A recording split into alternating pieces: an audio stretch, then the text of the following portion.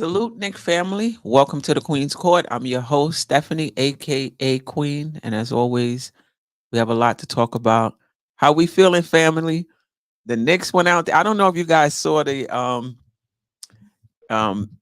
Perkins Donovan. I think he was talking about somebody was getting whipped, and he got up and he took the belt and he was whipping the back of the chair.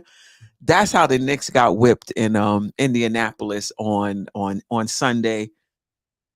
It was hard to watch, but I watched all of it. We'll talk about it more today. Was this the injuries and the minutes catching up with the players? Short turnaround, less than 48 hours, or was this the injuries and the minutes catching up to them for real? For real, whether it was a short turnaround or not. For me, I'll know in game five. Game five is going to let me know whether game four was about the short turnaround or if it was about the fact that the injuries and these minutes is catching up to the Knicks. So, disappointing loss like this. I didn't listen to any content creators. Sorry, guys. I didn't listen to any, NBA, Sirius XM radio. I didn't listen to nothing. Not a lot of Twitter. Um, I just want to get to Tuesday. That's going to tell me, what I need to know. All right, let me bring in Jeff, Dope Soul Sports Talk, Tony Crow, Knicks and Bruises. How you fellas doing? Been better. Yeah, I mean, listen, we can get into the series itself later, but let's just talk about Game 4. How do you feel about that game? What do you think that was about? And how confident are you feeling going forward, Jeff? Well, I think that game four was about Jalen Brunson being hurt. I think game four was about us not being able to dictate the game the way that we want to. Josh Hart didn't look like himself. That's the team battery, and he was unplugged. He was just not there. The entire team lacked energy, and it happens sometimes. It doesn't happen very often from this crew. Right. Um, and you can't, you can, theorize about why and all of those sorts of things. You know uh, One theory is as good as another, but fact of the matter is we didn't show up and they did, and we just got punched in the mouth over and over and over, and it was hard to watch, man. I It was just like, and it's funny because the very first possession we looked crisp. We got a good basket, and then we got to stop, and Precious got fouled, and then he missed the two free throws, and that was like the omen that, yeah, this may not be our game. And then the onslaught just, I mean, ensued from there, and ugly a loss as you're ever going to see, but lucky for us, they don't count as two losses. It just counts as one. And so we gotta move forward and hope that it was a fluke. Did you think, Jeff, and then I'll move on to Tony, after game three, did you feel like, wow, the Knicks are in a great place? They gave us everything they had, and we lost on a fluke shot, or were you feeling not so good heading into game four? I was really aggravated because it was one of those things where he's 30 feet away, he fumbled the ball, and then he lucks it in.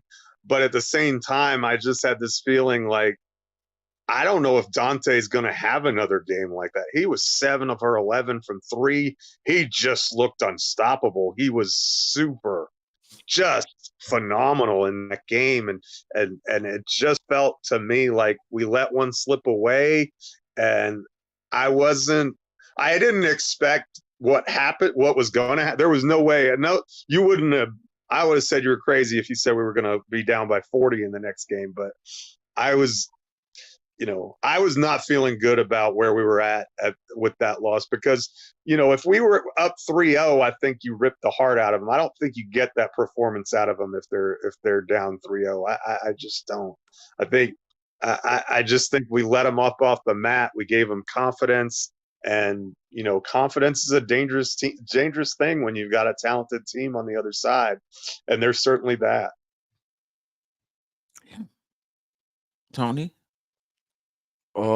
As far as the end of game three, it was so discouraging in the sense. I mean, I know it was a lucky shot, or you know what I mean, an unlikely shot from a guy who was what 1 for 7 at the time.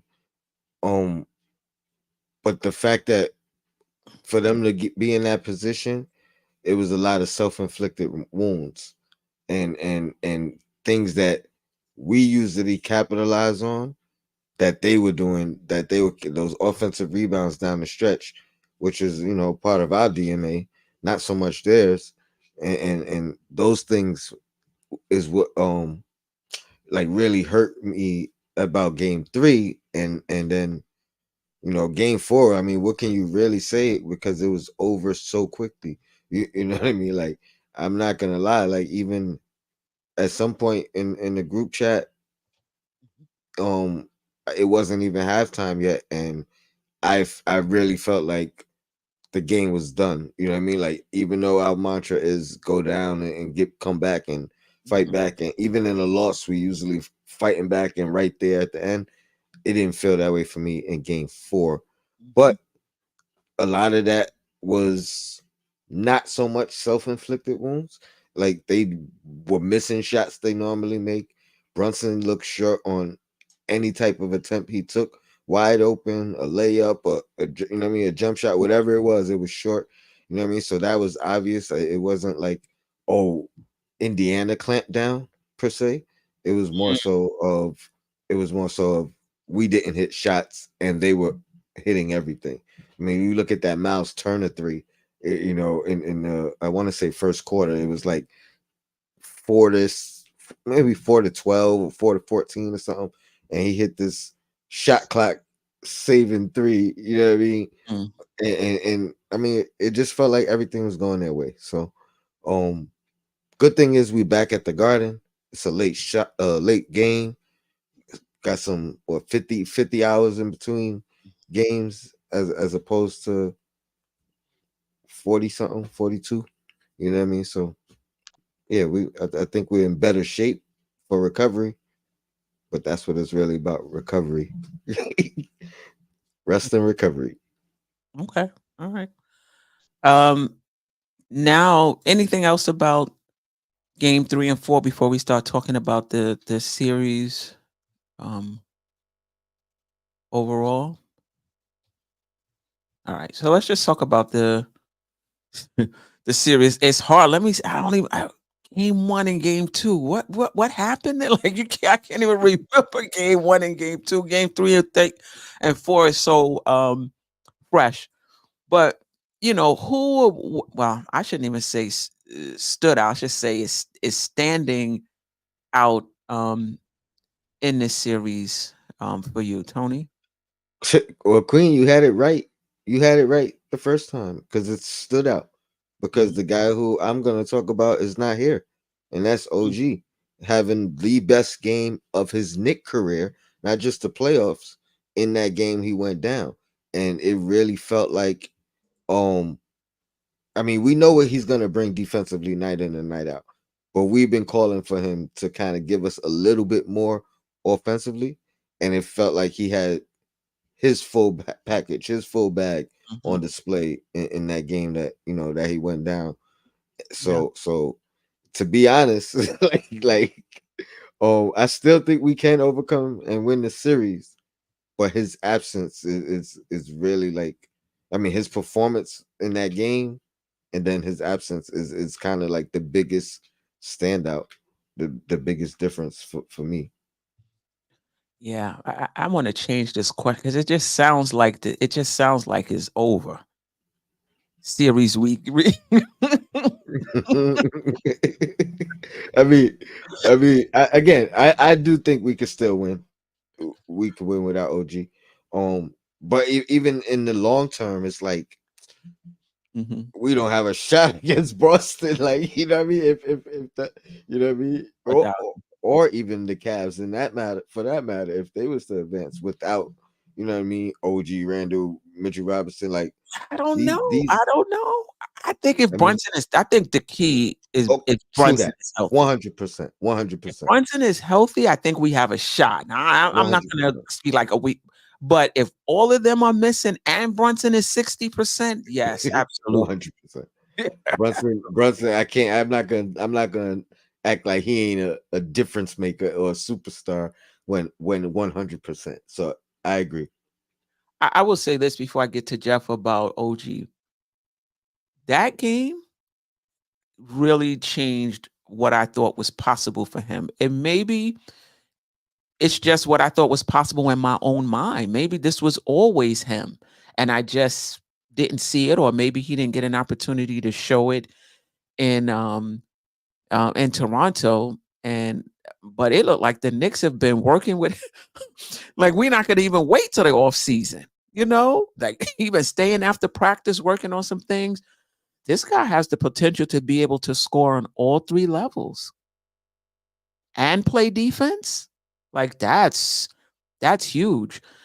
In the game, I forgot what game it was. His rebounding was up because he'd be like 4 or 5 rebounds. You're like, listen, you should be able to get a bit more rebounds for your size. But I think it was one game he had 14 rebounds.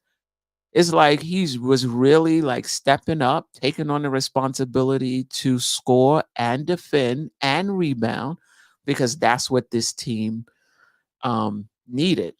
So yeah, I think he had 24 points at the half. Um, but that's not who stood out for me. It's been Devo.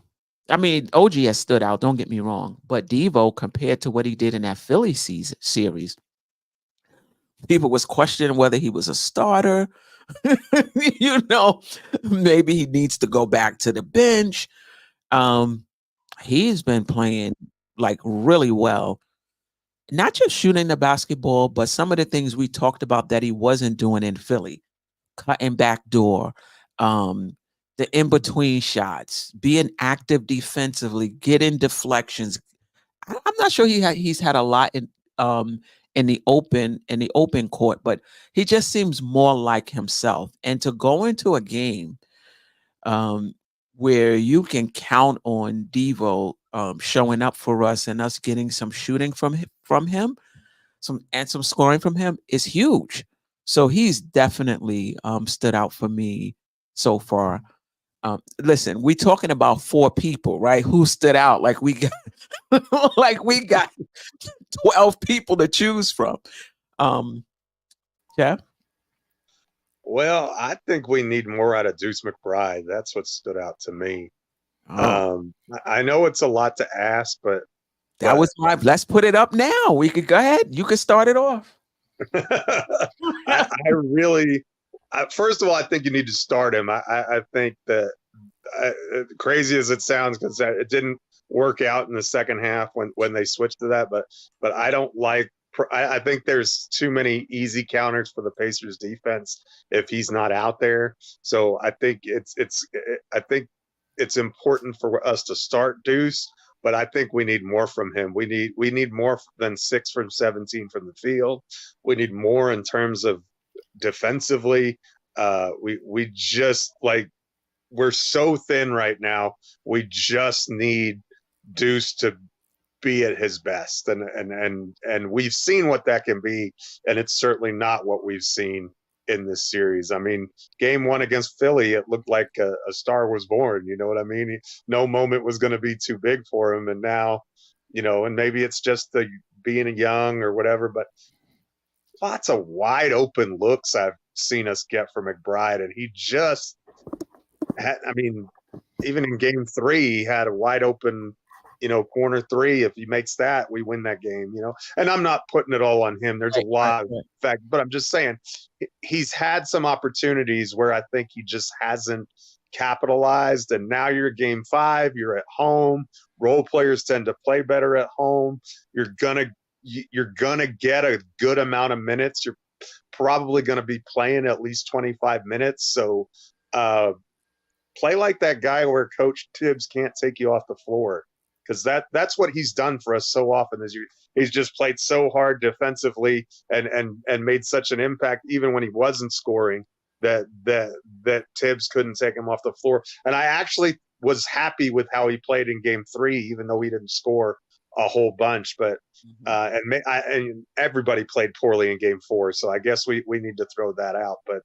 But to me, if we're gonna survive shorthanded, we need McBride to step up big time.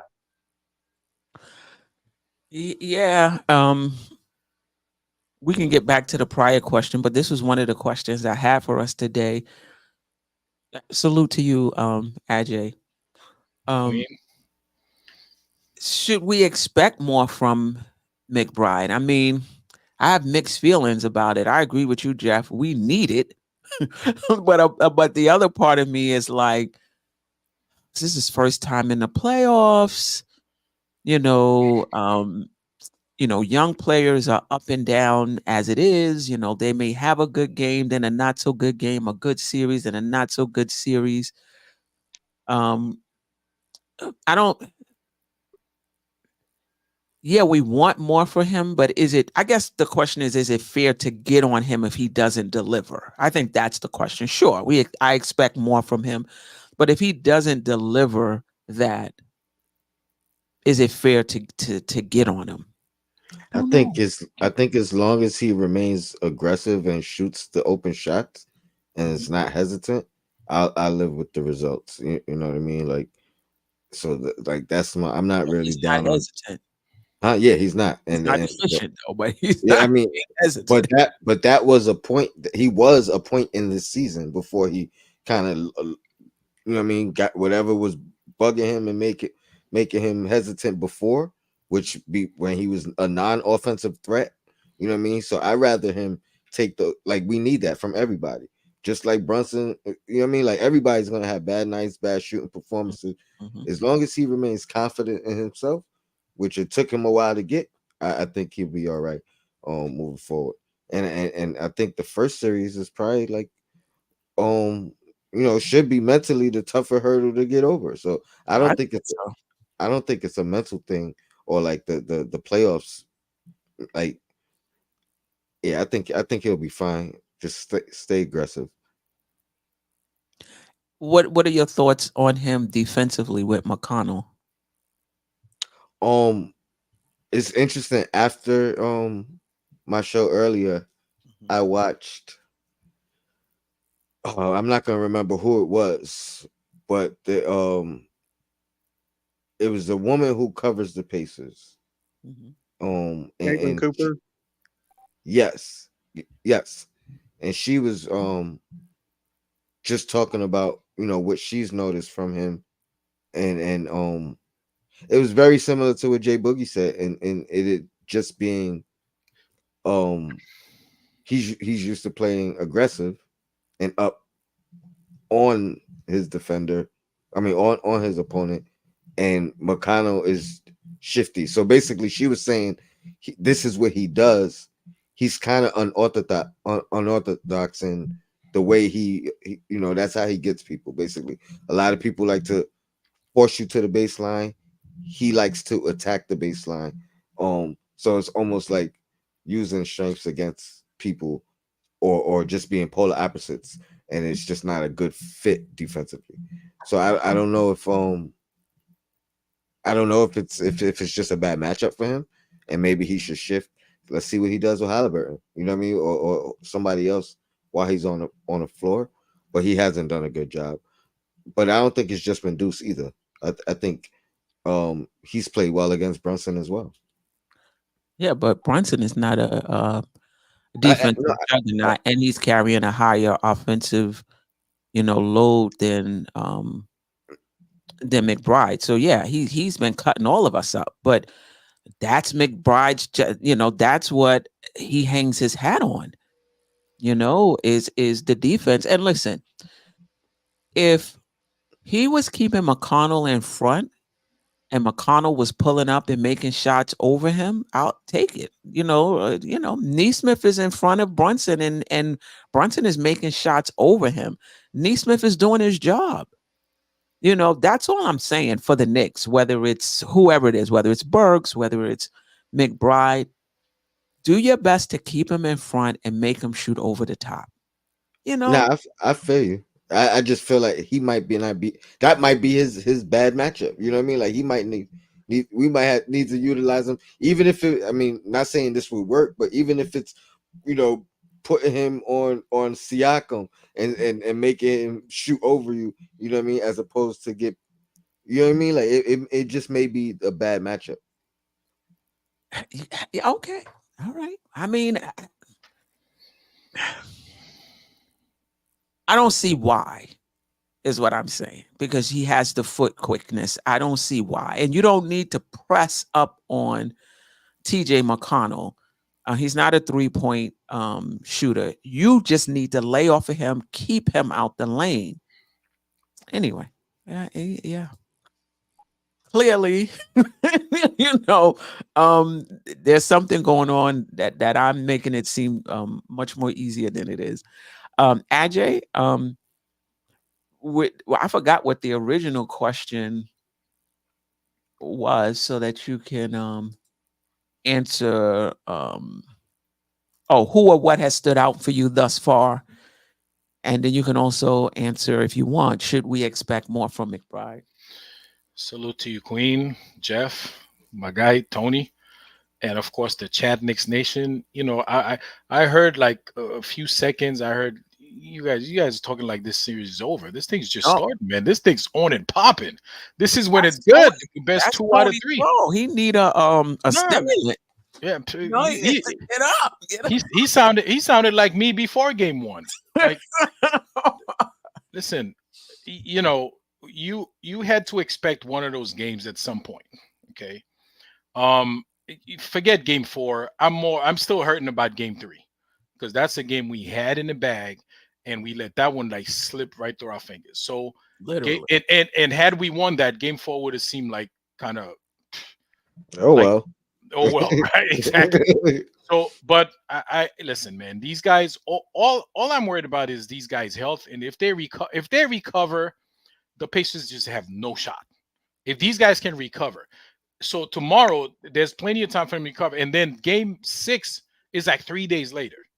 Right. So if the recovery process happens, this series is done in 2 more games. All right. I have no worry. How I feel.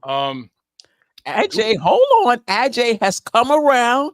He needed a Klonopin to calm down when we was doing the pre-series talk, because he was so nervous about the Pacers. Now he's coming in doling out advice to the rest of us. No, because everybody losing them. Listen, it's the best of 3, man. Like how if, Queen, and just like you, I know you texted me earlier. You said you didn't listen to any media, any show. I didn't either. But I look at their thumbnail. Everybody's happy. They got the Cool in the Gang celebration time theme song. Everybody's happy that the series is tied. I'm like, listen, it's a 2-2 series, right? Like, relax. Now it's like we reset. We go again. You know what I'm saying?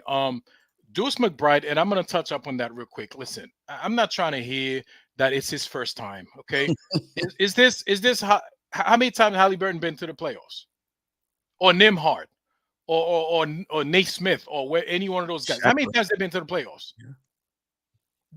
This is their first time. Everybody if they could perform, I expect Deuce McBride to perform. All right, strap on, bro. Let's come on, let's get it. You're a dog. I want to see the dog in you. Okay, and I'm pretty sure Deuce McBride tomorrow we're gonna have a great game from him. I'm not worried about that. Thibs gonna have him ready, and he's gonna have a good game. Okay, TJ McConnell, he's a pest, he's annoying, but listen, he's not top 50. He's not all NBA. He's none of those. You couldn't tell. That's yeah. We need to get back to our defensive principles. We ain't playing no defense yesterday. None. Like everybody, we had no legs. Everybody was confused. The guys, they bumping into each other. One tried to switch, the other one tried to go over the screen. We were all over the place. Okay. And oh my God. And Doris Burke, and they all talking about Indiana's defense. No, listen, stop. We were just missing shots. Okay. There was no Indiana defense. We didn't have no legs, and we were missing how many open shots? We missed a lot. We missed a lot of open shots. It wasn't Pacer defense. Stop. What are we talking about here, man? Halliburton playing defense. You ever seen that? Yeah. There was no Pacer defense. Okay, we didn't have our legs, so we couldn't grab the rebounds. You know, and I'm hearing something today that Brunson is jumping 2 inches shorter than he normally. We just didn't have our legs. Okay, ain't no Pacer defense. Okay, I have to say though, Rick Carlisle, he made the adjustment. He put Aaron Naismith on Jalen Brunson for 2 games now. Thibodeau's got to make an adjustment. He's got to figure it out. Okay, $5 million a year. I need you to find something to free up Brunson. To me, that's directly a result of Brunson's injury though, because he had dude in foul trouble all regular season, and that's what made them adjust to put putting Nembhard on. So all right, and I'll tell you, I agree with you, because after game 3, they asked Tibbs about, you think he's doing a good job with Brunson? He said, look, he's played him before, so this is nothing new to him. But I agree that the injury slowing down. So now Tibbs got to adjust to that injury. He's got to make an adjustment. What's the adjustment? I don't know. 1, 2 screens, 3 screens. You got to come up with something. I have an adjustment. Listen, Tibbs get paid $5 million, and Daddy Brunson gets paid $30 million. 25 of it's for Jalen, under the table. They got to figure it out. They got to figure out a way to free up Brunson to switch, get Nembhard on him. They were doing that. They were. There were times when he was, switching whoever he was in a pick and roll with. Honestly, I don't think it's gonna matter if Brunson is not healthy, because if he's 60%, you can even put Nembhard on him now. You know what I mean? It's that whoever you put on him now, he just can't, seems to me, take advantage of it, or it takes a lot for him to get past whoever it is. Queen, and Nembhard is holding and doing all. They're allowing him to be physical is one thing, but just blatantly bodying and fouling. And that's another thing I wanted to get to, but that was because of what's his name crying. So that's silly. I mean, he softened the refs up. He got it done. No, no, I'm not buying that. The refs are supposed to be impartial, right? I don't give a hoot who's crying, who's not. Those guys, they complain all game, right? So does that make the refs go one way or the other way? It shouldn't. These refs are professionals, right? It shouldn't be because Rick Carlisle crying about small market teams and blah blah blah, yada yada. That should not make a difference in how you call the game. Right. Okay, they have to call it fair. They have not been calling. I'm not saying that's why we lost, but I mean, these guys are literally beating up the Knicks, and the refs are looking the other way.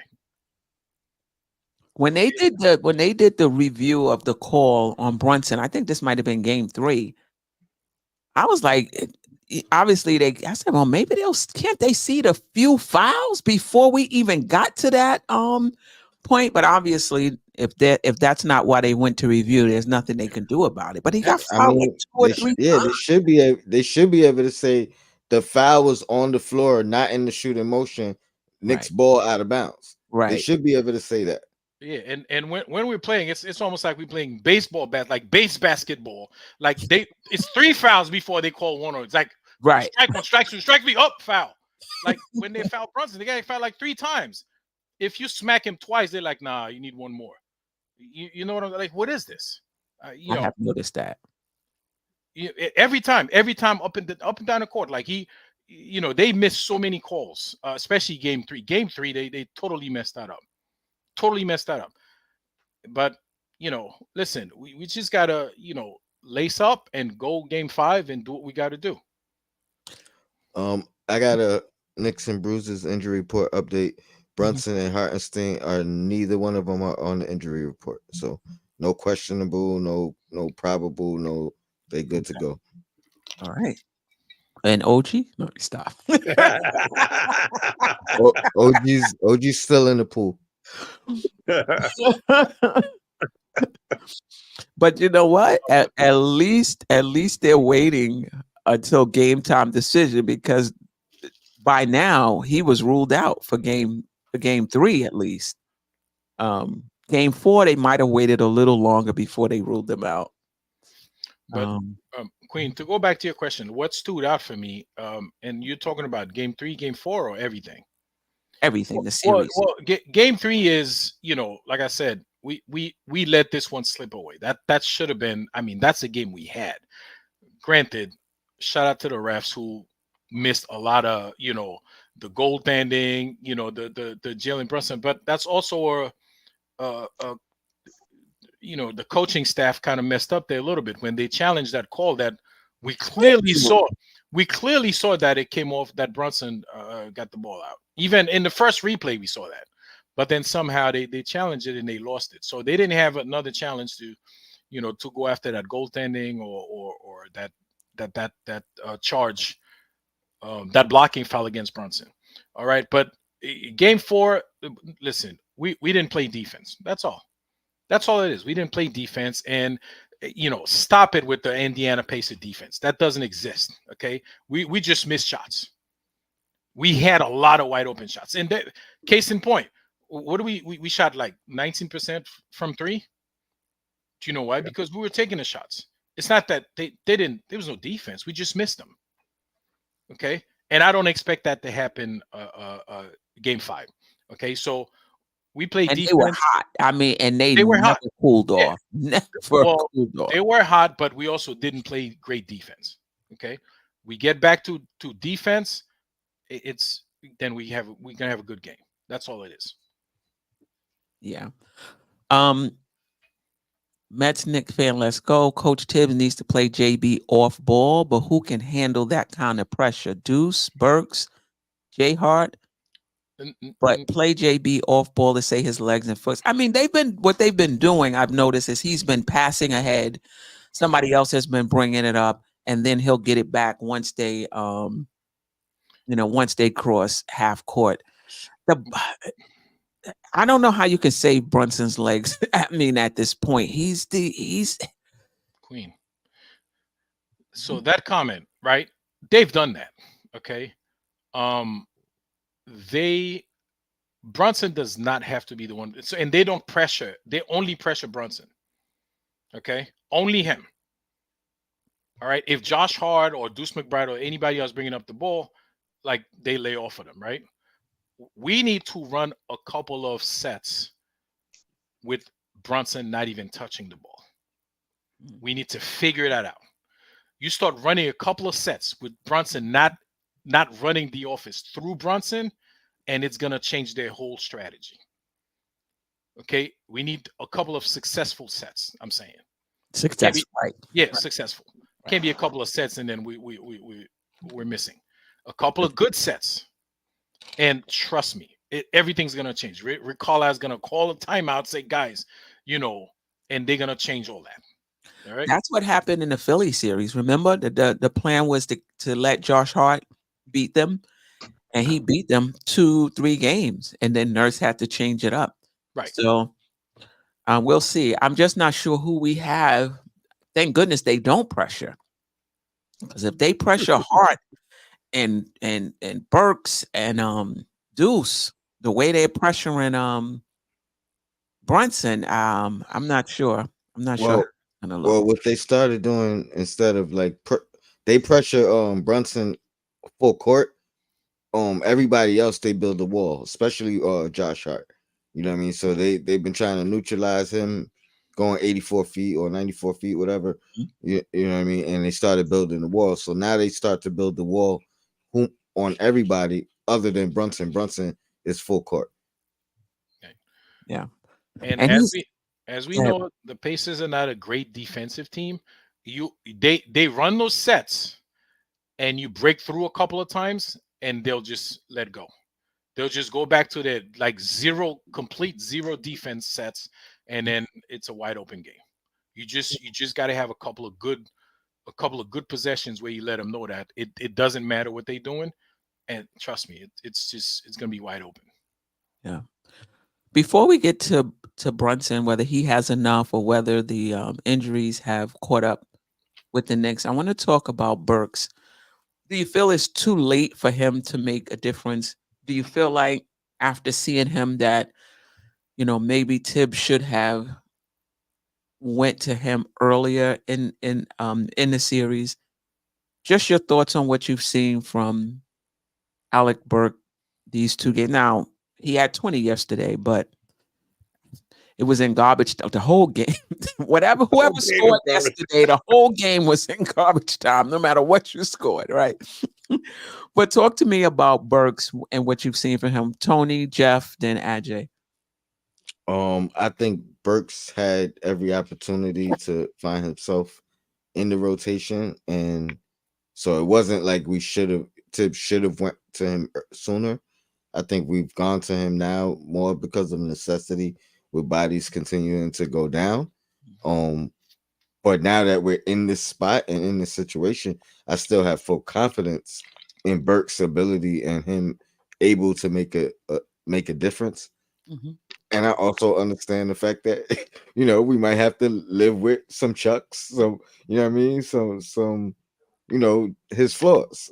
It is what it is, but yeah, I don't think Tibbs waited too long for his instance.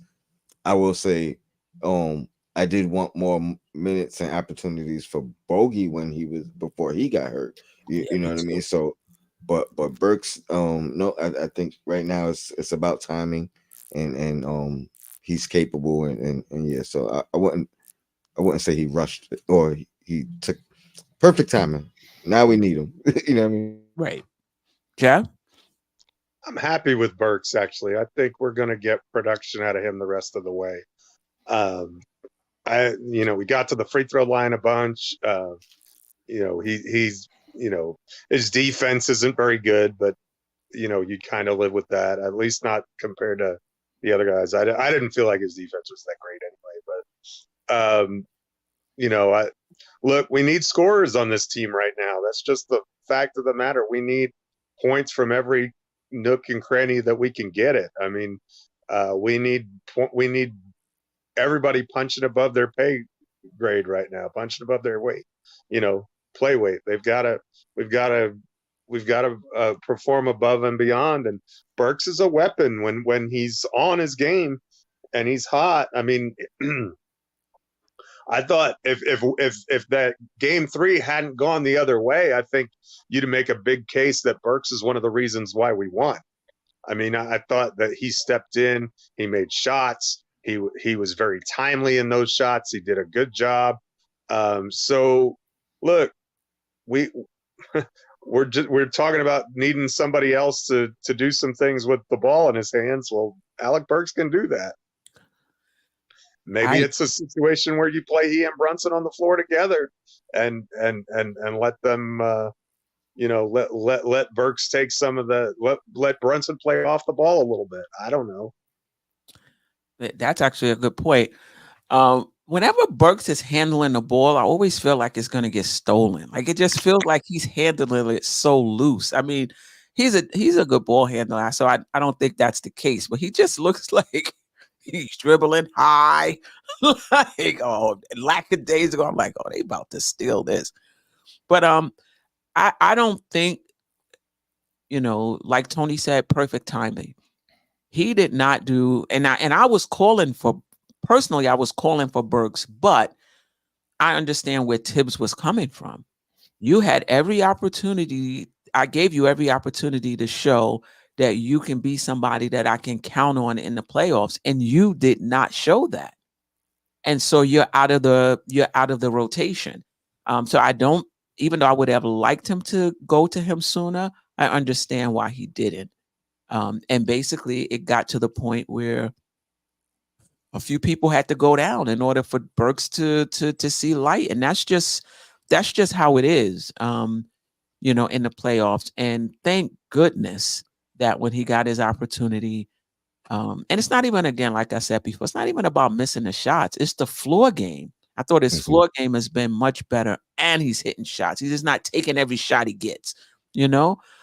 So if we've discovered Burks and the rest of this team, it's just a leg issue, a recovery issue, and they're better and they're ready. If the Knicks are ready, we're a better team than I have no doubt we're winning this series. I just feel that the Knicks are better if they have their legs, right? And you can add Burks to the rotation. Yeah, I like our chances. Add Can I that. just Yeah, yeah. can Go I ahead. just add that Deuce was playing so well, it also gave there was no it gave extra reason to not even look Burks' way. Yep. You know what I mean? At this point, Deuce is kind of struggling. So that gives even more reason with the injuries to look his way as well. Yeah. Yeah. Um. So, well, we did not go. We didn't wait too long to go to Burks, Queen, and I think uh, basically that's what Tony just said. The other guys were playing better. When you have a team, you go with the guys that are producing more. Okay, you get the guys you get more production out of. That's who you go with. All right, Right. and we get more production out of all the other guys. In Burks, he wasn't giving us nothing. Right. Okay, so listen, stay ready, go back, stay in the gyms, shoot a thousand shots a night, do what get yourself ready.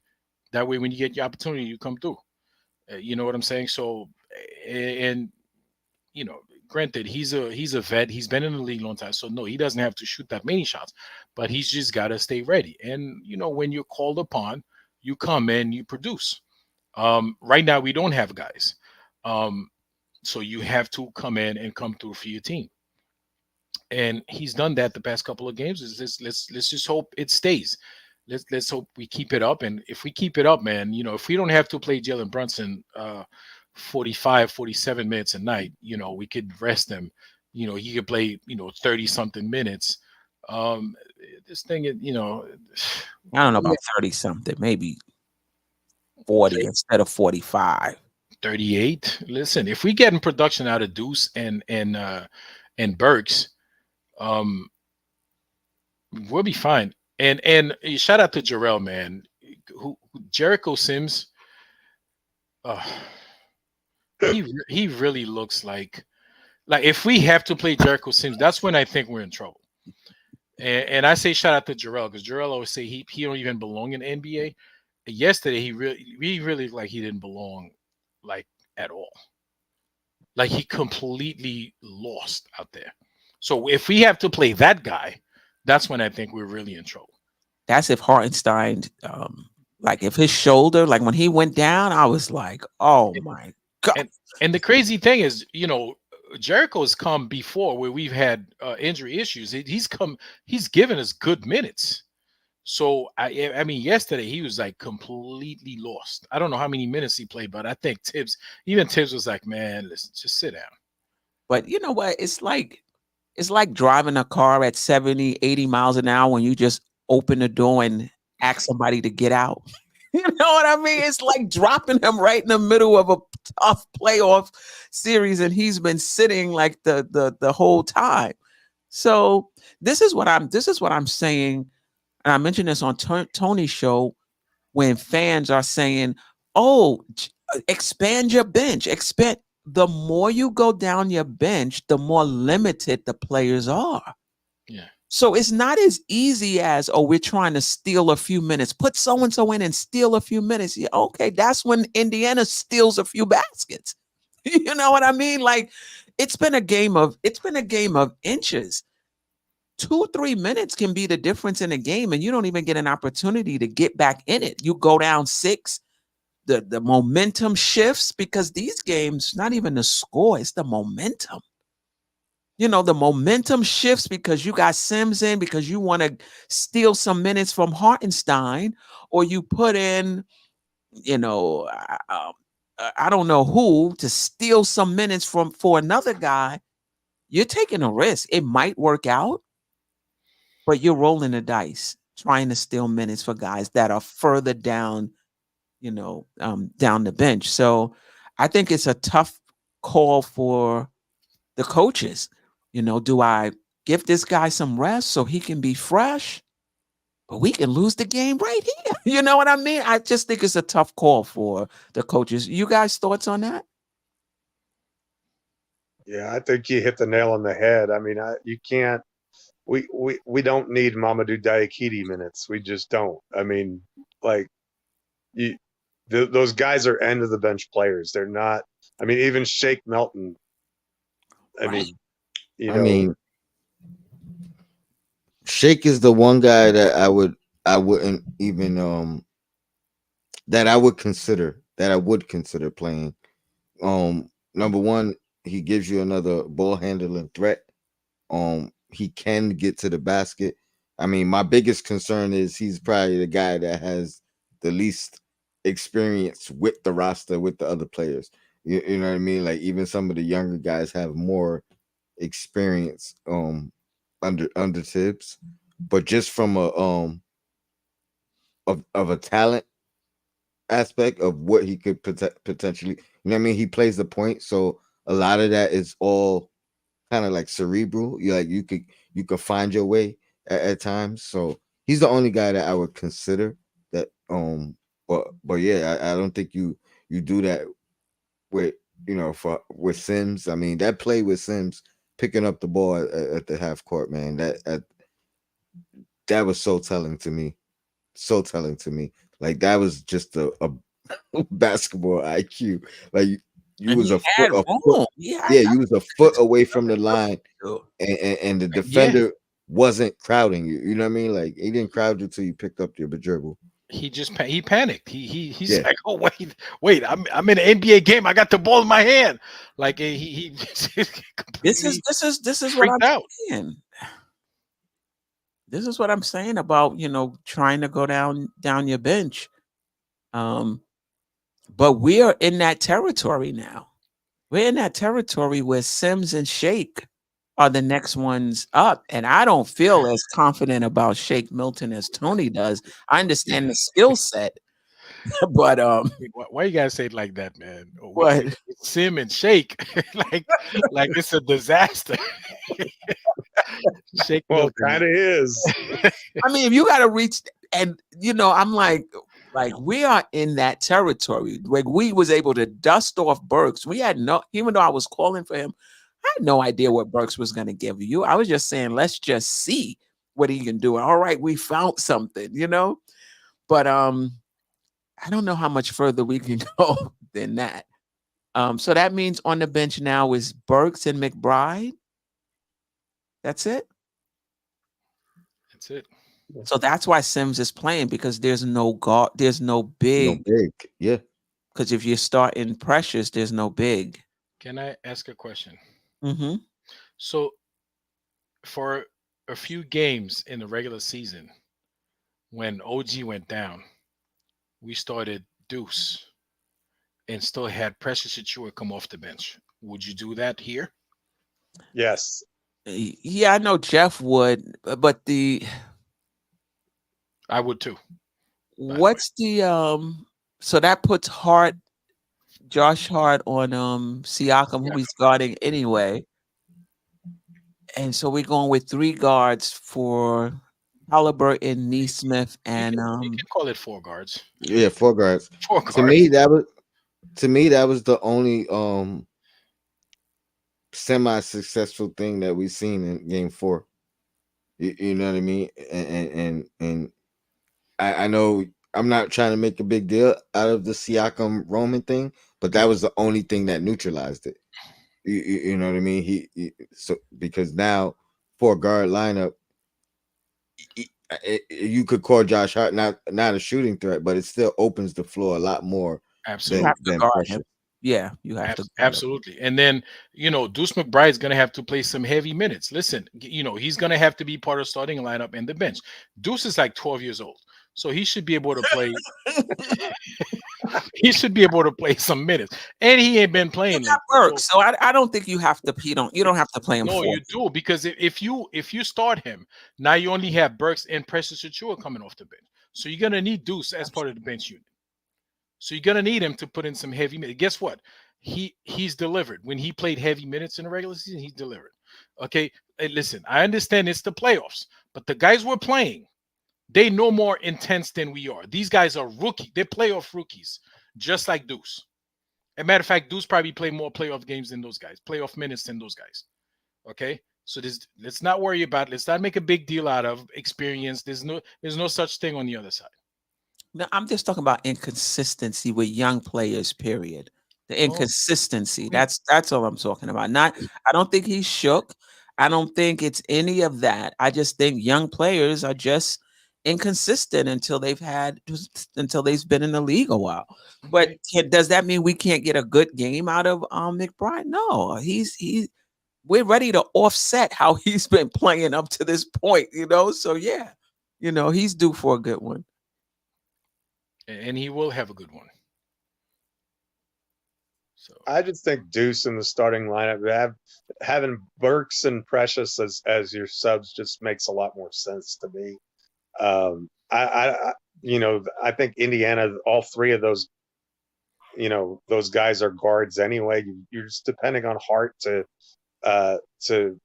you're tasking him with Siakam a lot of the time anyway. Anyway. And so, you have none to and you lose. could, so to me, I don't think it's that big a deal defensively. I think there are matchups that are more favorable to Deuce when he starts.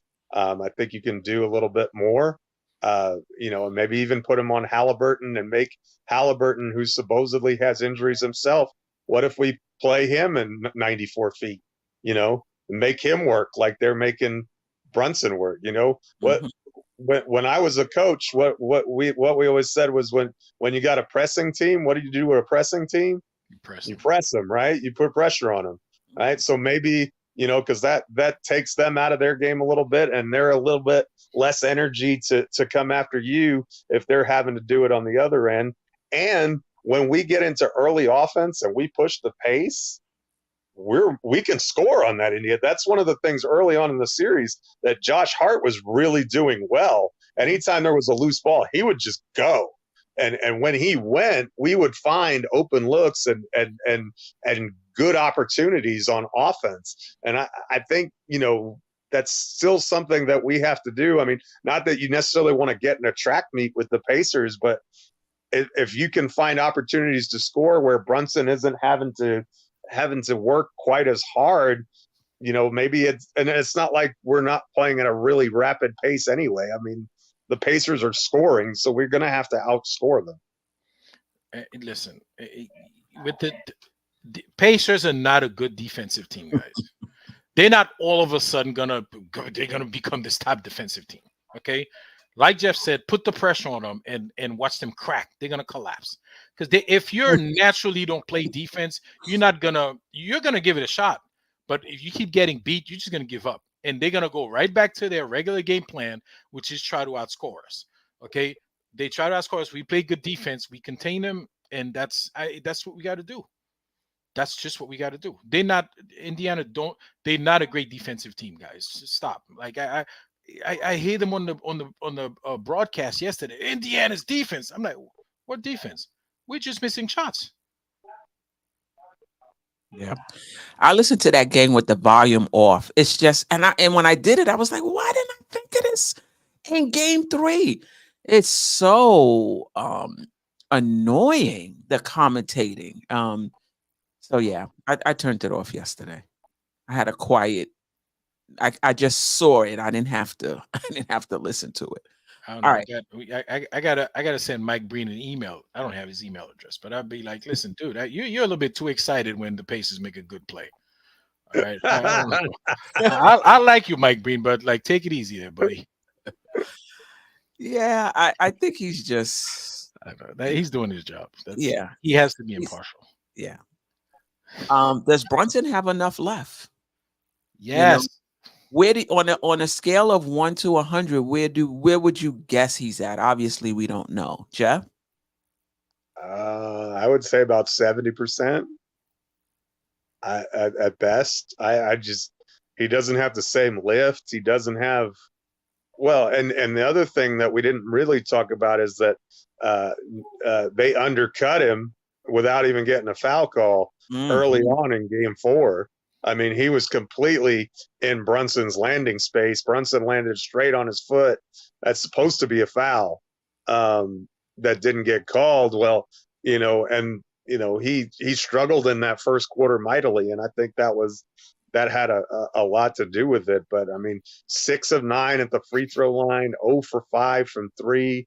Everything he's shooting short. That fast break layup that you had mentioned earlier. Right. Yeah, I don't think he's better than 75%. He's a warrior. He's not going to make excuses. He's never going to let you know. But the eye test tells me that something's not right. Yeah, I would agree. Ajay, where would you guess he's at? So they asked him in the press conference. Yeah. he said he's fine. And he cut him short. He's like really kind of agitated about it, that they're asking him that. So if the man says he's fine, I'm gonna take it that he's fine. Okay. So whatever percentage, he's just missing shots. You don't think his injury has anything to do with it? No, I think he's probably, listen, everybody's nicked up, but I think it's more so his legs. He didn't have his legs. They didn't have enough recovery time. These guys, Queen, you know this. These athletes, they get in a routine, right? They do stuff like almost kind of automatic by instinct, and they didn't get to do that the last time. They all nicked up. Everybody's nicked up. I saw a video of after the Game 3 press conference. Tyrese Halliburton, he could barely walk off the stage. Like he had so much pain in his back. But come game time, they give him a couple of horse shots and he was fine. Right? So listen, they gotta do the same thing for Jalen Brunson and get him, get him going, give him treatment, get him going. The man says he's fine, so I'm gonna believe that he's fine. You ask the coach says, listen, everybody's nicked up at this time, at this point in the season, it's survival of the fittest, right? The strong survive. So that's who wins the champs. That's who wins the chip. If you could go through those injuries and those nicks, and those pains and those bruises that's how nicks and bruises. That's how you win the chip. So and these guys are tough minded. So listen, I'm pretty sure they're gonna overcome whatever. And let's not take into effect the access to the same recovery on the road is not the same. There you go. Another thing at home. So they could get that extra home recovery, that home love, that home medicine, you know what I mean? And potentially leave late and get that recovery before you leave. You know what I mean? Whatever you can have access to in New York that you may not have access to in Indiana. Especially Indiana. They don't got everything over there. I was thinking that they just keeping it away from the No, they don't got it. They just don't have it. I would say everybody is nicked up, but some people are really hurt, and Brunson is one, and Halliburton's hurt. He's hurt. Yeah, Halliburton is hurt, and Luka, my goodness, I don't know how he's even getting out there for the game. So, but to me, some players are a little more banged up than others, and I think Brunson is one of those guys. And the supporting cast around him, you know what I mean? Luka still got Kyrie, you know what I mean? Like these guys still got, Maxey was still available with Embiid Hobble. So. Right. Yeah, I agree. But Brunson, you could just see his foot speed. Sometimes he's losing the ball when he's trying to make his drive. Things are short. Everything seems to be a chore. For him to get into the lane. He's missing shots that are like normally automatic. Like shots that are like floaters, like you're like, well, how did he miss that? That's it. Like he can make that shot with his eyes closed, but he's missing them yesterday. I think that layup he blew. Yeah, he's blowing layups. Yeah. I think game 3 he was 10 for 26, or was that 4? I think that was game 3. He was 10 for That was 20. game 3. That was game 3. He didn't take 26 shots in game 4. Right. He was 10 for 26. Like, that's just not, Brunson. So the question is, does he have enough left? And if he doesn't, how confident are you in winning the series? Obvious to me, if he's 100, if not 100%, but if he's the Brunson that we know, the Brunson in game 1 and game 2, we win in 6. If he's the Brunson from game 3 and 4, we win in 7. That's the best. I love it. That's hilarious. And Halliburton seems to be getting better from his injury, where Brunson is kind of like at the start of his. You think about minus his 6-point performance, Halliburton's averaging 35. You know what I mean? Since then, so I think he had 6 in game 1. JB had struggled in game 1 and game 2 against Philly, and came back and shut everybody up, and then he was playing like Michael Jordan. So maybe it's just didn't he tweak something in game 2 against Philly, and they had questions about you know what I mean, his health going into game 3. I don't remember that. I slept since then. I'm pretty sure. I'm pretty sure. Robinson has surgery again? Yes. Yeah. You missed it. That was my other Knicks and Bruises injury. Wait. Because they worded it a procedure. But yeah, obviously. Yeah. Wait, Queen, can but we go they back? said the timeline is still the same, 6 to 8 weeks. So 6 to 8 weeks. Queen. 68 weeks. 6 to 8. That comment 6 you had, to 8. Which one? 64%. Yeah. How do you come up with that number? You gotta love Knicks fans. Like somebody said, Brunson is 64%. Quiet money, man. That's quiet money. I love it, man. 64 quiet money. You gotta give me that formula, bro. Like how you come up with 64%? Like he's precise on the percentage, Brunson. Man, shout out to quiet money, man. I love it. Yeah. Like, you know what? 64% of Jalen Brunson is good enough to beat the Pacers. So then he must have been 55 to 60 in game 3 and 4. No, he was less. He was 30, 25. He wasn't himself. He didn't have the lift. He didn't have, so. Yeah, I do think this, this late game, the early game on Saturday, late game Tuesday, even though it's just an hour or half an hour later than usual, it all helps. Hopefully he's okay. He didn't play that many minutes in game 4 either, so he sat the whole fourth quarter. So, that's less wear and tear on his foot also. So maybe that helps. Yeah, and I think Josh Hart also only played like 24 minutes or something like that. Yeah, I think they both were like 31, and then the rest of the starters was less. Okay, I think Josh only played like 24. DiVincenzo played like 31. Oh, 31. Yeah, Devo. Yep. Yeah, my bad. Yeah. Anything else on Brunson? Jeff, are you confident that if he's himself, we win in 6? Look, if Brunson is the best player on the floor, the Knicks are going to win. That's point blank. If Brunson is the best player on the floor, the Knicks are going to win.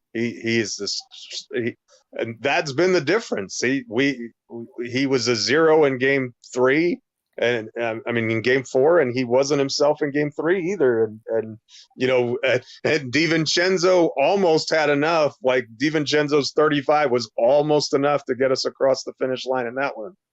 But if Jalen is good, I think the Knicks win. I just don't think that he's right. That's and I don't have any information. That's just the eye test. Right. No. I agree with you, but how does he have enough left? I agree with you. He's not 100%. He's I don't not. know if he has enough left or not. That's the $1 million question. Do you I hope so. do you take any positivity out of the fact that he's not even listed as questionable or probable, and it's Not really, because he completely off? wasn't on the injured list for Game 4 either. Mm. So he's good enough to play, yeah, but so I don't.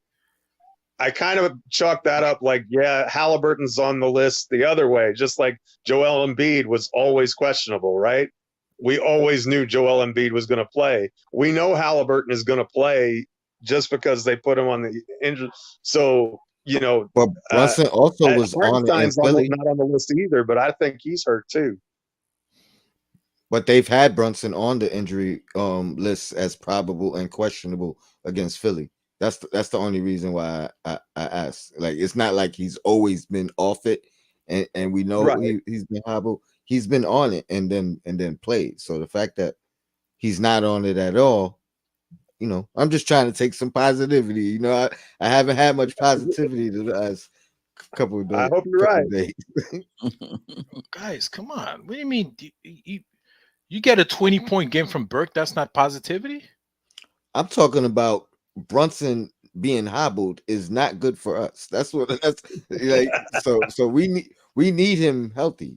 We need him. You know what I mean? Like, At home though, I think the our role players play better at home. historically that's at least that's the man says usually he's happens. healthy.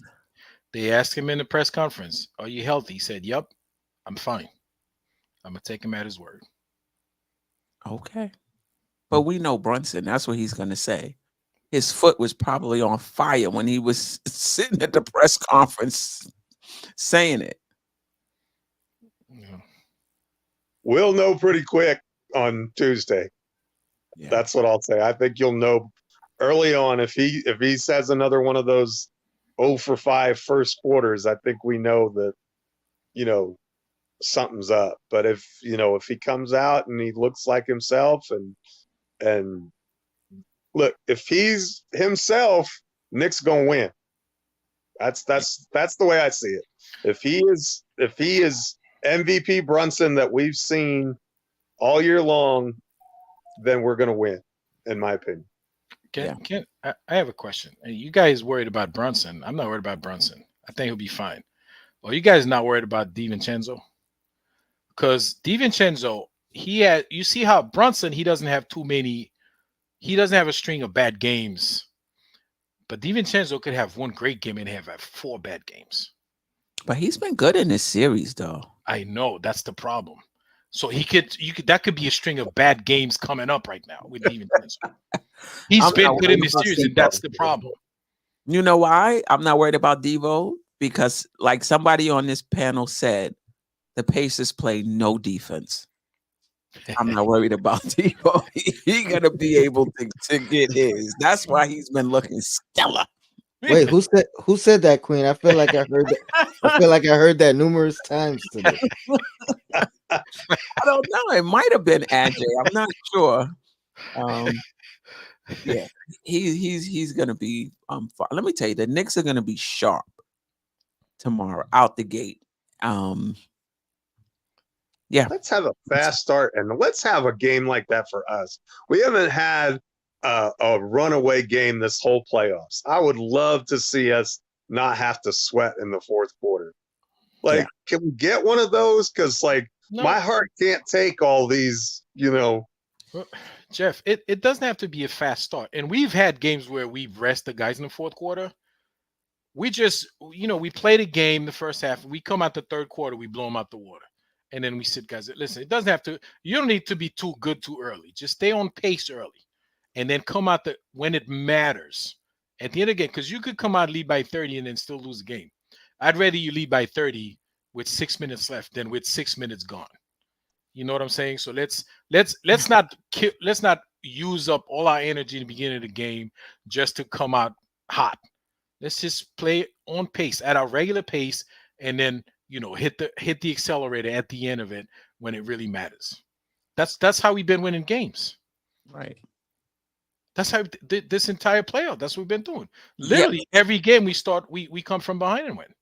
but if we can get it, the thing I about mean, I think what Jeff is saying is, can we get a non-crunch time win? Because when you're going down into crunch time, every rebound counts. Every missed shot is magnified. Every missed free throw is magnified. Can we just win? Like you said, it doesn't even have to be 30. Can it be 18 with 5 minutes left? Or something? 12, 15.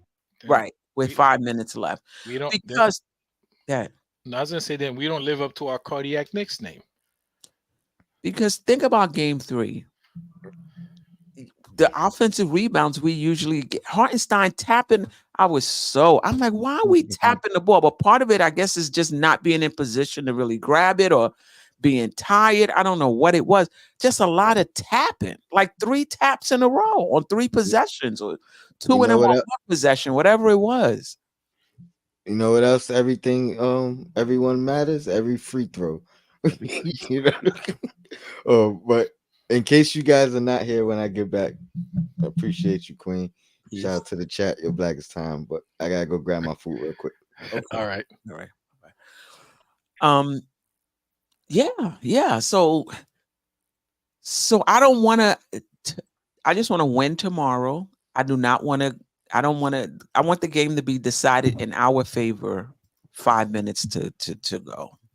You know, obviously you could still lose, but I mean, I need us to be up by that time, and it not come down to a free throw and a offensive rebound and what have you, because I'm starting to now feel less. I don't think it's less confident that the injuries are a factor now. You know, the heavy minutes, maybe they were always a factor, but particularly in crunch time, how we lost game 3, how we came out in game 4. So let's try to put it away when we're energetic. Let's try to put it away when we're a bit more energetic. Queen. Go ahead. I was going to ask a question to you and Jeff, and that's purely speculation, right? Do you think, like, the Knicks are doing, I'm sure they're doing their job, but I don't know to what extent. Do you think they go to the NBA and say, listen, this, you know, like Rick Carlisle did it publicly, but do you think they're doing their part and going to the refs and say, you missed this, and that? You know, I'm not saying send a tape with 78 missed calls, because I don't know what the hell Rick Carlisle was talking about. Maybe he's talking about the entire season, but because some of those missed calls, those were egregious, man. Like, how do they be sending the tapes but not making a big deal out of it? Yeah, right. That's what I'm saying. I hope so, because but see what happens. I don't know if that's as effective as calling them out and getting fined. like Rick Carlisle did, calling them out in public and getting fined and bringing more attention to it. They are fouling Brunson. That's not legal defense on what Neesmith is doing. Yeah, hand checks went out in the 90s. Like, and he just hands all over him, riding him up the court. That's yeah. But if you can get away with it. Yeah. And anything else? Oh, I hope we win tomorrow. Get a win. I don't care how. Just get a W. Let's talk a little bit about Tibbs before we get out of here, who I haven't been on Twitter much, but from what I'm hearing, a lot of heavy criticism, which is usual for our fan base, right? Things are going well. Oh, Tibbs is making all the adjustments. He's changing. Oh, he's great. We start losing. Oh my God, he's not making adjustments. Like, it's just not that. It's not based on wins and losses that whether you're making or not making the adjustments. But anyway, thoughts on Tom Thibodeau through this series? I think he's fine. Go ahead, Ajay. I know this is your. Most of the criticism are. Hold on, Ajay. Oh, wait. That's not what I meant to do. Hold on. That's not what I meant to do. Let me see if I could do it. Hold on. Go ahead. No, I'm actually so most of Tibbs' criticism. Oh, that's funny, Queen. It's your Um, show. Go mo- ahead. no, most of it is out of whack because I don't know what they're talking about in terms of him playing the guys too much. Listen, these guys are pros. They're professional athletes. They live for this. They live for the moment. Um, the only criticism I have of Tom Thibodeau right now is he's not making the adjustment in the sense of Rick Carlisle for 2 games now put Aaron Neesmith on Jalen Brunson. Um, that coupled with the injury had slowed him down. Tibbs need to find a solution. He needs to devise a scheme to make it easier for him. That's my only problem with him. Okay. Otherwise, he's doing a fine job. I think he's doing a fine job.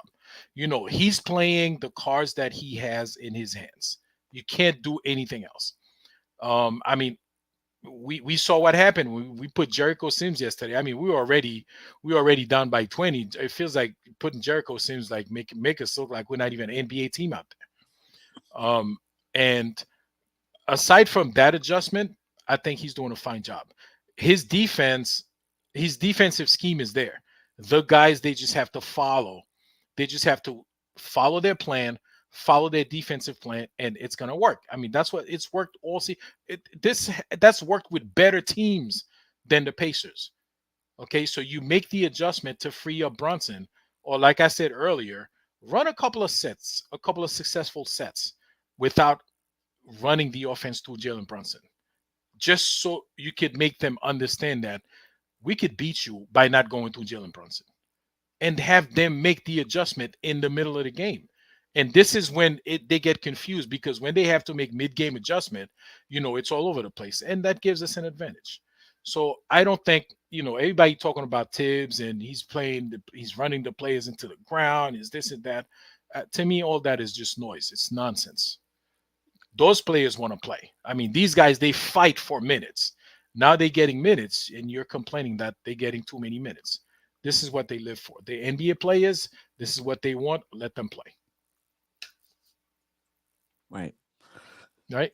So Yeah. Yeah. Yeah. That was your time to shine. Great that's job, my time to AJ. shine. Yeah. No, listen, I'm Queen. I'm fair. Listen, I'm not a Tibbs. I'm not a Tibbs fanatic. But Right. and if he's doing a good job, I'm gonna point out that he's doing a good job. When he's messing up, when he's over there sticking up the joint, making putting the wrong guys out there, I'm gonna call him out. But he really hasn't done that in the playoffs. Literally every game we lost in the playoffs is our guys just mentally making little silly mistakes. Non-NBA, and this is the NBA. You make a mistake, you pay for it. Yeah. So Yeah. I wanted to put this up by Kevin. No, this is not the one. Kevin Bergen, appreciate you rocking with us. That's my only problem with Tibbs. I've been saying it even when we're winning. He won't do anything to surprise teams. Easy to game plan against. Kevin, what I would say is that at this point in the year, in the season, there are no surprises. Every team knows what every other team is going to do. Every team is scouted through and through. You could throw in a little wrinkle in the first quarter. They're gonna have something in the second quarter for it. There's just you're playing a team every single night. There are no surprises. You make an adjustment, they make an adjustment to your adjustment, then you got to make an adjustment to that.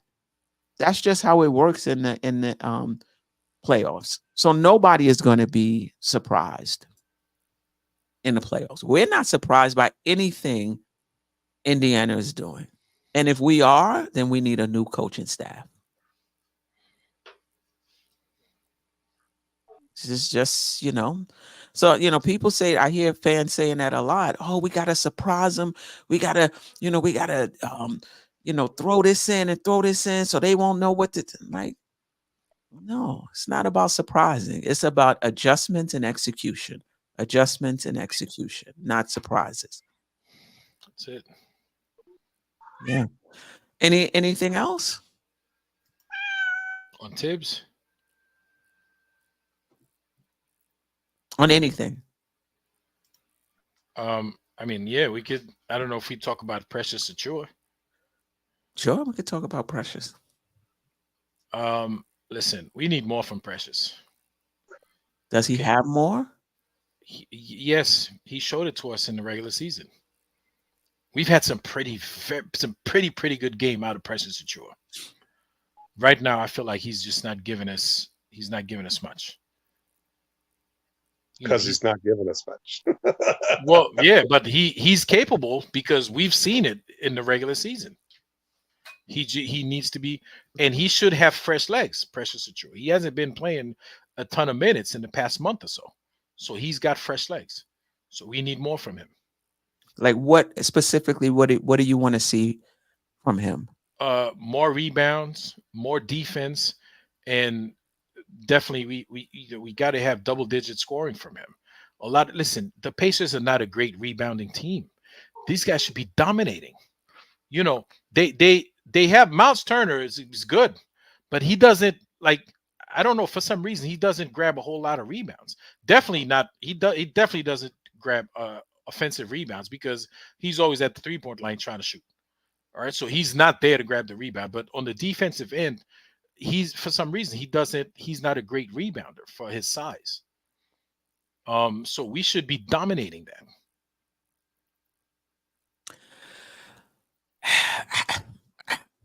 I think he's given us what the finishing around the basket was always an issue for him unless it was clear dunk, unimpeded dunk. Other than that, it was always an issue with him finishing around the basket. I'm not sure how much more activity. You know, it's not like he's out there missing rebounds. You know, he does block shots. I just don't think offense is his game. You know, I just don't think it's, you know. He's given us an 18-point game this season. We need another one from him. Yeah, I mean, same with Deuce. I think you're much more likely to get an 18-point game out of Deuce than you are Precious. I'm trying to see how he doesn't shoot the shot in the playoffs now. He's not shooting the three. He took 1 or 2 in the regular season. He's not even taking that now because possessions are very precious. So he's not wasting them by pulling up for a 3, right? He's not even taking the short jumper. And I don't know if I want him to. Yeah, I don't. If usually he's spared, like Miles Turner is guarding him, he can get around him. He's faster than Miles Turner, so he needs to figure that out. He could put the ball on the floor, Precious. He's done it. He's very comfortable at putting the ball on the floor. Go around Miles Turner and do what you got to do. In a playoff game, everybody's swiping down. Go ahead. What you saying, Jeff? We need offensive rebounds from him. That's what's missing the last 2 games. Is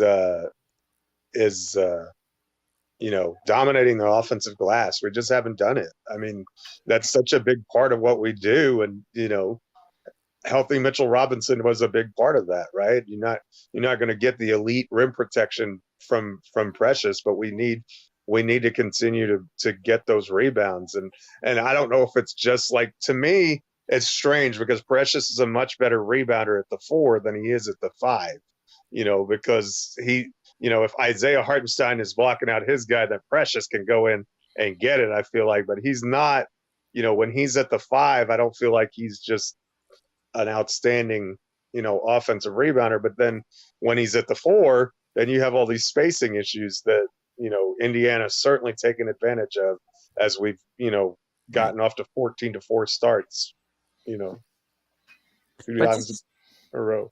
Sorry, Jeff. Go ahead. But this is the other thing with Precious. Where's the lateral quickness on defense that we keep talking about? Why can't he guard Siakam? And again, I'm not saying take him out the series. I'm just saying make it difficult for him. We talk about his length. We talk about his lateral quickness. Why can't he be on Josh on Siakam and make it difficult for him? we got to play Josh Hart on him, who's given up, I don't know, 6 inches, if not more. He should be able to guard him. That would be huge for us. I agree. That would be huge for us if he was able to like make it extremely difficult for Siakam. But he's not doing that. Kind of like Deuce McConnell. Kind of like Dusan McConnell. But I think in this entire series, now he's made some good rotations coming over, blocks and what have you. But I mean, in terms of like getting up into a guy and like really defending him, I haven't seen that from Precious. Even in the Philly series. Not that there was anybody. Yeah, I mean, he blocked the Joel Embiid shot. No, I've seen him on rotations for sure. But no, he definitely need to play better defense. Queen, you have a super chat. Super chat, yeah. Shout out to Jack City. Appreciate you, my brother. Introducing me to the ESPN app. He said, you gotta listen to the app. You could follow all the stats during the game. I'm very worried due to all these injuries. Yeah, we talked about that. Super worried. For me, game 5 is going to let me know if this was just a short turnaround issue in game 4, or is this all of the injuries and minutes catching up, Jack City. So I'm really looking to game 5 to see. Salute to Cotton Candy. Appreciate you, sis. It's a great handle, right? Great handle, right? Yeah, Cotton Candy. That's hot. Yeah. Let's go next. Anything else? You're the hostess with the mostest, as always, Queen. Thanks for the opportunity to come on here and talk about it, even when it's not a lot of good things to talk about. It's sometimes it's like therapy, right? Stop. Stop. That's why I said no slides today. No slides. We just gotta talk about it. Guys, there's a lot of great things to talk about. We won 2 games, and game 3 took a miracle for us to lose it. It's great. We're in a great place, man. Relax. Come on. Look at this turnaround. This is like the turnaround for the Pacers from the first from game 2 to game 3. Look at AJ. Queen, remember what was my prediction? Remember my prediction? I said we'll probably win the series. It's going to take 7 games, though. Remember? I don't remember that. I remember you saying, I don't know why everybody wanted the Pacers. I'm real nervous about these kids. They're not a good matchup for us. They're young. They don't care. They have nothing to lose. They're fast. It's just not a good. Listen, if we were playing Milwaukee right now, we would have been perfectly fine with them because they'd have been banged up too. Dame would have missed a couple of games. Giannis would have missed a couple of games. You're still at the Stafford on. So they would have been right there with us because they all nicked up just like we are. That's why. No, but they who knows? They might have been back. Who knows? Nah. I think the Knicks can beat the Knicks are a better team than the Pacers, in my opinion. If Brunson is healthy, the Knicks are a better team. Pacers are gaining confidence at the right time for them, but wrong time for us. What does that mean? They were the highest scoring team in the league, so they didn't have confidence all that time. After that first 2 games, maybe their confidence was waning just a little. No, Queen, they beat up. They disposed of Milwaukee Bucks in like 6 games. They came in here highly confident.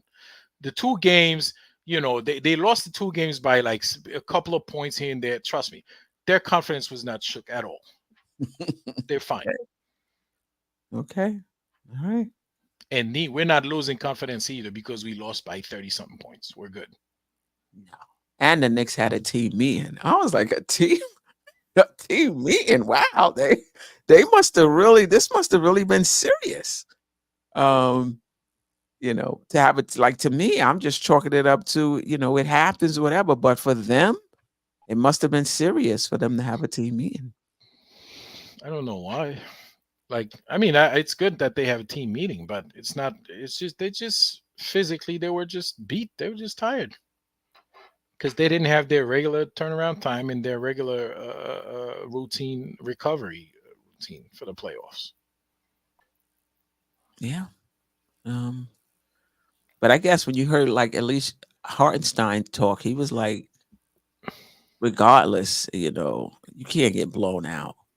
Like I guess they felt like the effort should have been better. Hartenstein felt like they let down the fans. I didn't So feel that way. Make up for it on Tuesday. You win Tuesday and you win Friday. All of the fans are gonna forget all about it. I promise you. You lose those 2 games, they're not gonna forget about nothing. yeah, shout out to Jarrell. Yeah, listen, the Knicks already, in my opinion, exceeded expectations. Just getting to this point right here. However it goes, in my opinion, I think they've exceeded given the current roster, I should say, and the things that have happened. They got to go further. They did great, but it can't be our season end because of the Pacers. Boston, yeah, okay. If Brunson is not 100%, yeah, that can happen. If he's better, yeah, I'm with you. But if he's that Brunson we've seen in game 3 and 4 slow, Queen, listen, Quiet Money, was it Quiet Money? Said Brunson is at 64%. 64% of Brunson is good enough to beat the Pacers. But then why did we win? Could be he wasn't 64 yesterday. Quiet Money says today, like as of right now, he's 64. 64% precisely.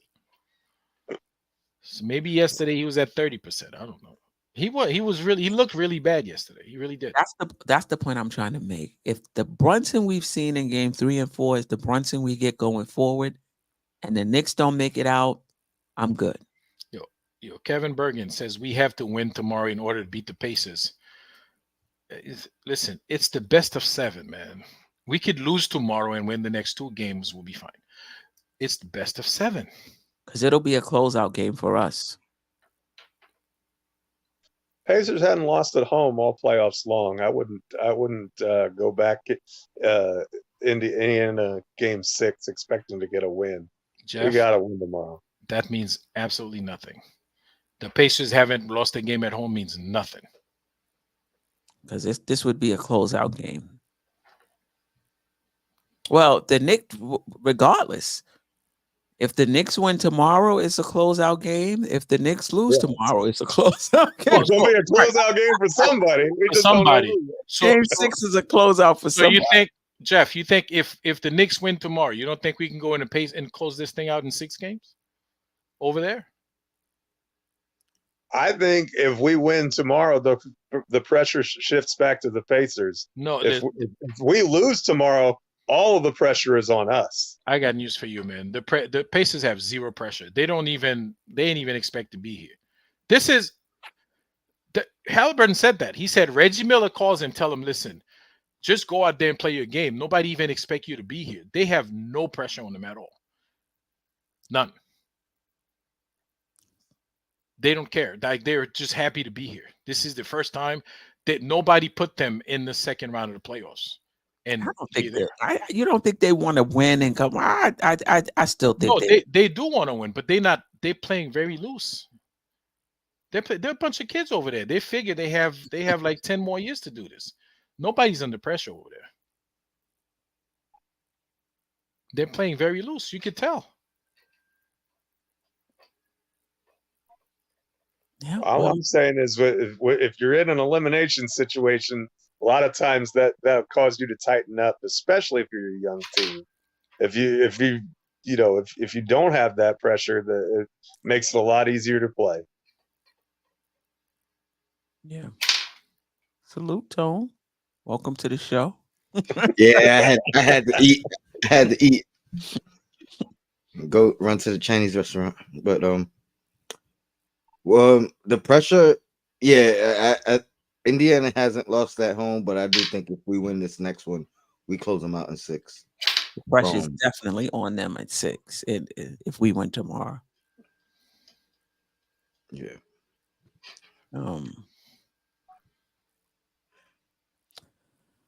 Yeah, yeah. Listen, I'm gonna be watching this game closely, closely. Um, to see where where the Knicks are. Not even whether they win, how they win. Yeah, closely.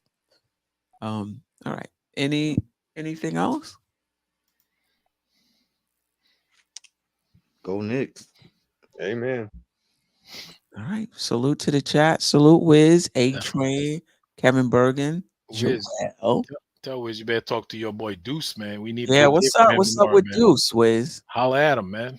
6 of Whack. 17. Come on, Wiz. We need you to give him a pep talk. Right. Wacko in Brooklyn. I got a random question. None other. Yes. Did the other Toppin get in the game? I don't think I saw him. He's not he even didn't. suited up, I don't think. Oh, okay. I didn't see him on Okay. the bench. The only I think who didn't get everybody, like all our players played. Everybody we got Okay. on the bench played. Okay. Mhm. Because I definitely was like, dang, Tibbs, you couldn't even give him the garbage time. No, he wasn't. I didn't even see him in street clothes, so I don't know what they doing with him. I Yeah. saw what's his name? Charlie Brown was there in street clothes, but I didn't see Jacob Toppin. I don't know if he was there. I didn't notice him. Yeah, the Knicks are one other injury away from one of those guys possibly being in the rotation. Please no. Please no. We've had more than our share. Let them get injured. I don't want any. There has to be another injury. They can have it. We don't need any more players getting hurt. I don't want any of them to get hurt either, just to be clear. Well, you're a very nice guy, Jeff. Halliburton I can't say I feel the same way you feel. grabbing his back. I'm like, good. I hope he's out. Yeah, I saw him get up from the press conference. He couldn't walk. I'm like, yeah. He's on the injured list. Yeah, listen, you got to that's how you level the playing field, man. You know, Well, I'll tell you Somebody what, on the Twitter said- Pacers, when they saw Hartenstein hurt his shoulder, they gave him a shot in it right the very next play. I don't know if y'all noticed that or not, but I sure did. Yep. They made sure and put a shot on that shoulder, Miami Heat style, right there. I'm just telling Yeah, the Knicks have to. We'll see tomorrow. We will see tomorrow. Unfortunately, it seems like none of the games will be on MSG going here on out, and so that's our bad luck too, man. Like when you're getting beat like that, you want to be in familiar company. You want to be with family. You know what I mean? You want to be with Clyde and Wally and them. Yep. You know. I don't know, man. Clyde at his age, he be saying some stuff sometimes. Yeah, he be. What you I'm doing, like, man? I'm like, Clyde, you on our side? You on our side or what, man? He like, listen, fire me or whatever, but I'm gonna call these guys out. Why you over there in the corner? Why you throwing this cross court pass? Why you doing this? Why you doing that? That should never be allowed. The cross court pass. Yeah. So Tony, if we win tomorrow, you doing a losers lounge? I'm with it. I'm all for it. It's on Sims availability, but I'll have it ready. I'll have it ready and ready to go. Clyde, one time he was all on Tibbs. Yo, you gotta do something. You can't be just having this guy just score. You not throwing a double team. You not. I said, wow. Shout out to I played some D now. That's one thing. Clyde, I saw the tape. That man was a defender extraordinaire, man. So if he's telling you need to get a stop, you better listen. Yeah, Knicks are just trading baskets. Like the Knicks are just trading baskets. I'll tell you one thing. I prefer watching that comment. Yeah, I prefer TNT over ESPN. I'll tell you that. I can't stand neither one of them. Well, the good news is Reggie is not going to be at the game tomorrow, is what I heard. So that's That's better. I can't stand Reggie Stan Miller. Van Gundy be getting on my nerves too. He's another one. Yeah. Well, Uh, I A-Train know. got it right. Mute is the way to go. But I can deal with Stan Van Gundy and the No, other man, guys. Stan. I don't know. Stan, he's getting on my nerves the other day. He was. I was like, man, Stan, man, STFU, bro. He not partial. He's like the guy that's with him. Who's the guy that's with him? Like he gets excited no matter who scores the basket. If it's on the Pacers, whether it's he get But Stan Van Gundy, no. Let Monica call the game. That's what I'm for saying. real, man. Why are they wasting her on ESPN radio, man? Let her do the TV stuff, man. But yeah, take Burks and Breen off. Like, but what was it? Game 2, Josh Hart. Yeah, Reggie Miller he did game 2, right? Josh Hart, you know, it made him notice what the crowd was saying. That's why he wasn't invited back. I'm sure TNT did not appreciate that.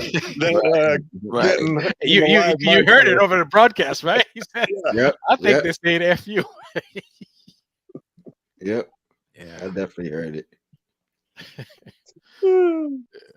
One of my great sports moments in my life was with Josh Hart. Yeah, hopefully he rested up for tomorrow. We're gonna need about 15 rebounds, 15 points, and 8 assists. and a couple. If we can get a triple-double out of Josh tomorrow, that'd be good. 10, 10, and 10, 18, and 10. And we're gonna need every bit of it. And a couple of blocks like he did Batum over there. Yeah. Right. Batum completely disoriented. He didn't know where he was after that block. As long as the energy is there, we're gonna be fine. Yeah, it'll be good. And I'll be shocked if they don't come out with the requisite. We're getting steady vitamin B shots right now. We all right. We back home, man. We be good.